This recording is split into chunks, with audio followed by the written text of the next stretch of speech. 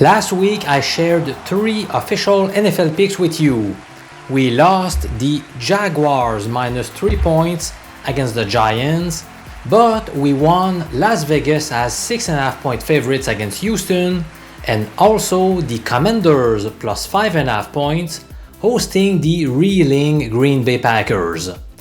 So far this season, my NFL picks on sides and totals have produced a 20-17 record, a 54% winning rate. Let's keep it going. My NFL Week 8 picks are coming your way.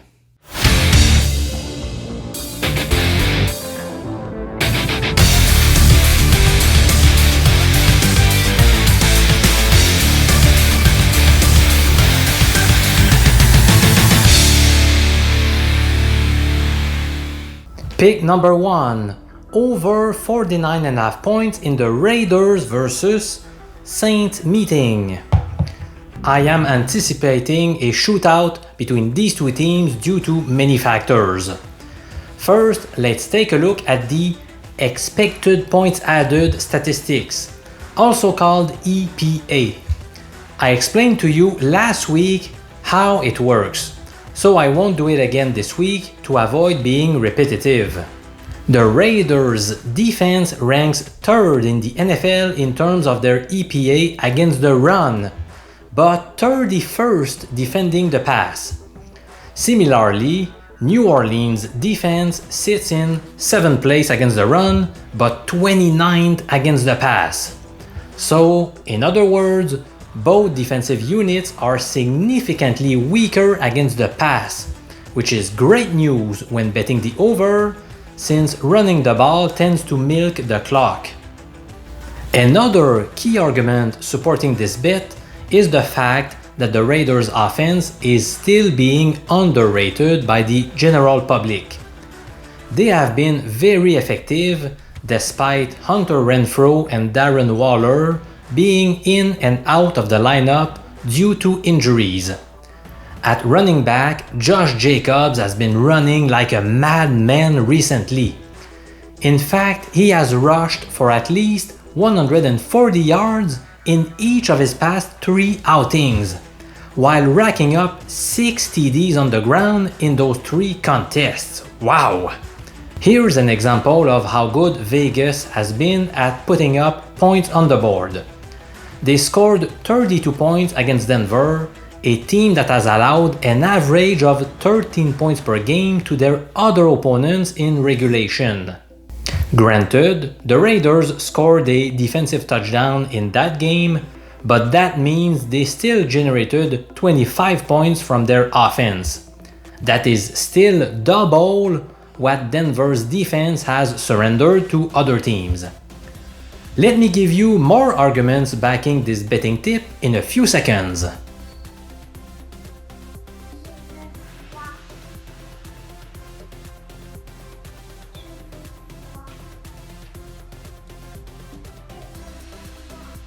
Derek Carr's weakness is he's not great at avoiding pressure. However, the Saints currently rank among the worst teams in the league in that department. Meanwhile, the Saints offense has been getting hotter and hotter. After scoring an average of 19 points per game in their first 4 games, they have obtained an average of 33 points per game in their 3 most recent matches. One of the reasons was Alvin Kamara being hurt and missing 2 games earlier, but he seems fine now. New Orleans may also get wide receivers Michael Thomas and Jarvis Landry back in the lineup this weekend. So, for all of these reasons, I like the Raiders versus Saints matchup to feature many points to be scored, which is why I'm betting the over.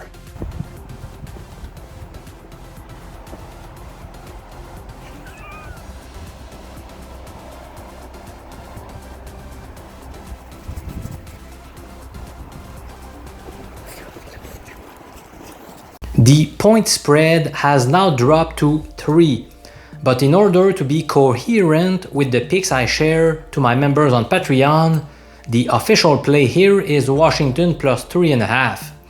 As you can see below, I suggested this play on Monday at 2:22 p.m. Eastern Time, just around the moment when it was announced that the Colts would bench Matt Ryan in favor of Sam Ehlinger. The offensive line for the Colts has been a major disappointment this year, and it has led to a league-high 80 QB hits so far. Matt Ryan being unable to avoid the rush, it has made Indy's offense stagnant. The organization hopes Ehlinger's scrambling ability will give them a boost. The new signal caller for the Colts has enjoyed good preseason performances. Indeed, he completed 24 of 29 passes for 289 yards, 4 TDs and 0 interception. He also rushed 3 times for 71 yards and a score. Those are impressive numbers, but we are still talking about preseason games against second or third stringers. Let's also keep in mind that he was drafted in the 6th round and that he has never played in real NFL action. Also, Washington's defensive line is pretty stout and could cause some major problems. Both teams have a similar record and comparable point differentials. I expect a low-scoring affair, in which case taking the underdog is often the best alternative. I'm taking the Commanders as 3.5-point dogs in Indianapolis this Sunday.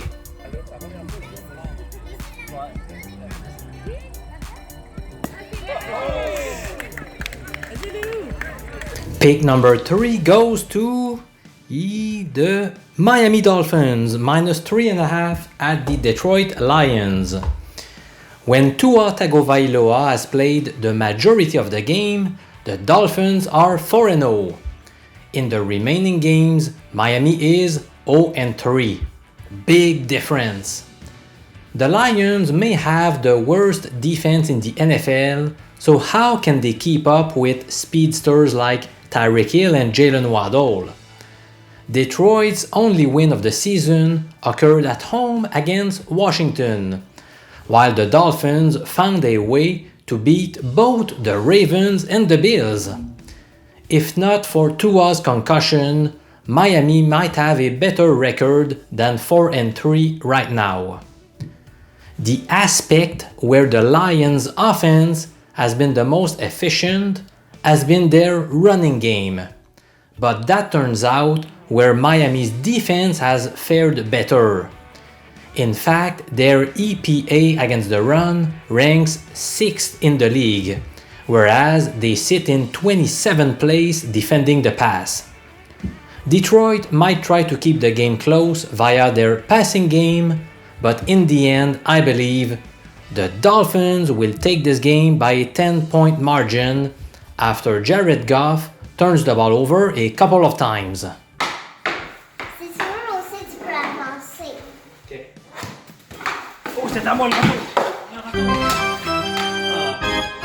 It's now time for my quick fire picks on the other games, but let me remind you, they are not official betting plays.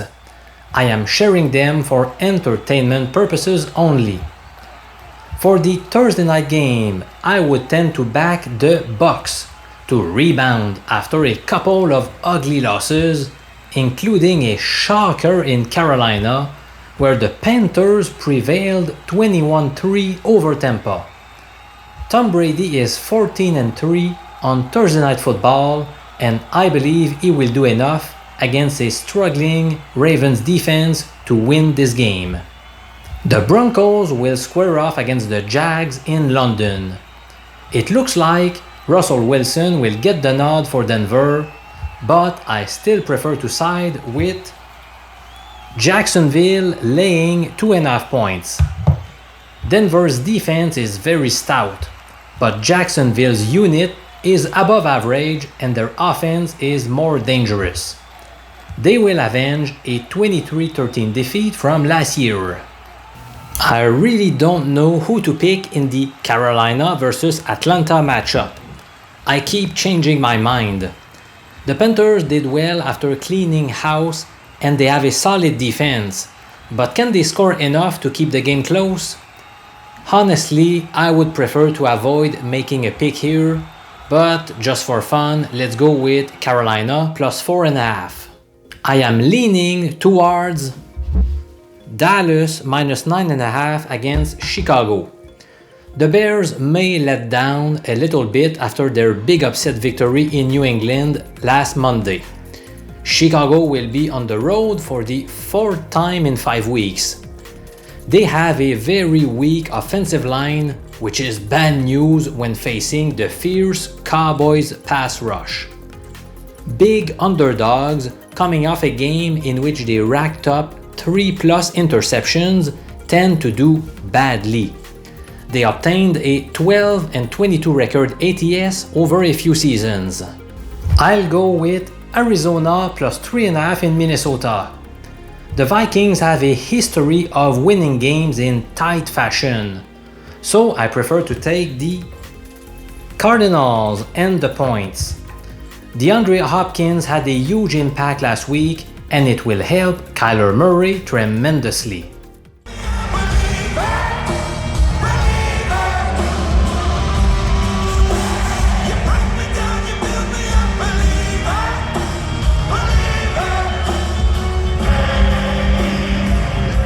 My lean goes to New England minus 1.5 in New York. Yes, they played very badly on primetime television against the Bears, but Bill Belichick will find a way to fix their issues. The Patriots are 7-0 ATS after suffering a double-digit home loss. The Jets suffered a big blow when they lost running back Breece Hall and offensive lineman Elijah Vera Tucker. Elite teams coming off their bye week are very dangerous. For this reason, I like the Eagles minus 10.5 points against Pittsburgh. Philly will also be at home for the third consecutive week, while the Steelers are on the road for the third time in 4 weeks. The Eagles are pretty healthy with very few injuries, and they have a 4-1 ATS record at home against teams with a losing record. I am taking Houston plus 2.5 against the Titans. Tennessee has won its past 4 outings, but Ryan Tannehill seems pretty banged up. It looks like there is a real chance he could miss the contest. Also, this looks like a trap game for the Titans, given it is sandwiched between a marquee matchup with the Colts last week and a meeting with the Chiefs next week. The Titans are 1-7 ATS in their last 8 trips in Houston, while the Texans hold a 5-1 record ATS at home against teams with a positive record. The Rams are coming off their bye week, a situation in which they have posted an 11-4-1 record against the spread in recent years.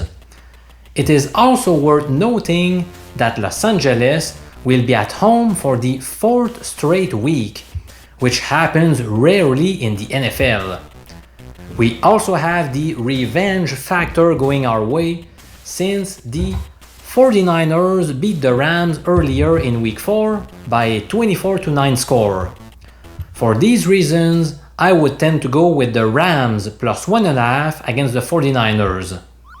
Granted, I am wary of the fact that San Francisco has beaten the spread in each of their past 4 visits in LA.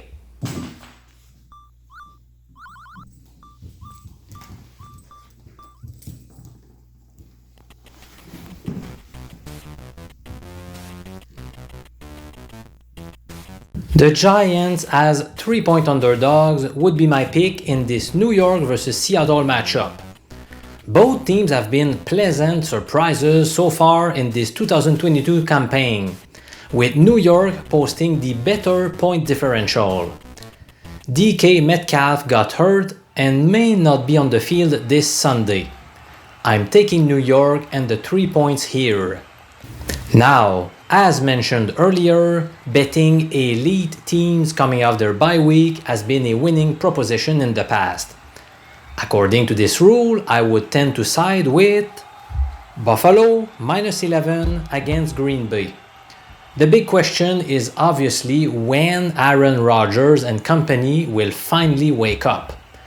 Probably not in Buffalo, whose defense is ranked number 1 based on many metrics. Alan Lazard is injured, which won't help Green Bay's offense. The Browns are 2-6 ATS on Monday Night Football recently. They are also 5-15-1 at home against teams with a winning record. Meanwhile, the Bengals present an impressive 7-1 record ATS in their last 8 visits in Cleveland. Cincinnati will also be looking for revenge after losing both meetings last year. I would take Cincy -3.5 in Cleveland. Who among all of you won the underdog contest along with its $50 prize in week 7? The 2 biggest underdogs that won straight up were the Panthers +11 against Tampa Bay and the Chicago Bears as 8-point underdogs in New England. We had 3 people making those exact predictions. Users named George, Edward Bailey, and Nathan Peacock. Unfortunately, as per the rules I have set up and repeated a few times, I need to eliminate Nathan because he edited his comment. The other 2 are still in play to win the prize since both also included the secret word code Cooper in their post. That means I need to make a random draw. If the coin lands on heads, George is the winner, otherwise it will be Edward. Let's do this.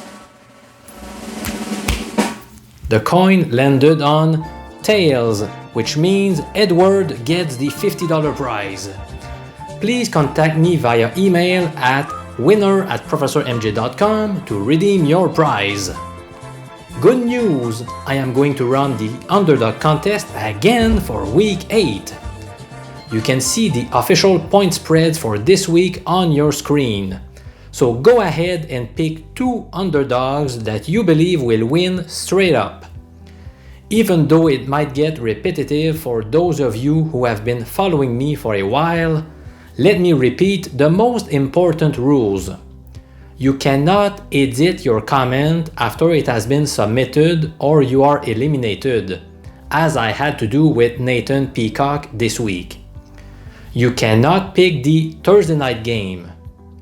Also, you must enter your picks before 1 p.m. Eastern Time on Sunday.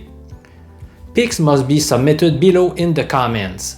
Do not email me your picks. Also, don't pick the Sunday game in London. This week, the secret word to include in your post, if you wish to receive a bonus point, is amazing. Let your imagination find a way to include it in your post. I do this in order to verify who watched the entire video.